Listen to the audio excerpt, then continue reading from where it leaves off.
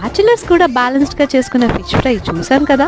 Today's recipe fish పులుసు. తెచ్చుకున్న చేప ముక్కలన్నిటిని ఉప్పేసి బాగా క్లీన్ చేసి పక్కన పెట్టుకోండి. ఇప్పుడు ఈ ప్లేట్లో చూపించిన ఇంగ్రీడియంట్స్ మాత్రం ముఖ్యం బిగులు. ఏదొక్కటి మిస్ అయినా ఫిష్ పులుసు టేస్ట్ అనేది మారిపోతుంది. చూపించిన ఇంగ్రీడియంట్స్ చూపించినటువంటి ఆర్డర్లో ప్రొసీడ్ అయిపోతే ఫిష్ పులుసు అలా ఈజీగా చేసేయచ్చు.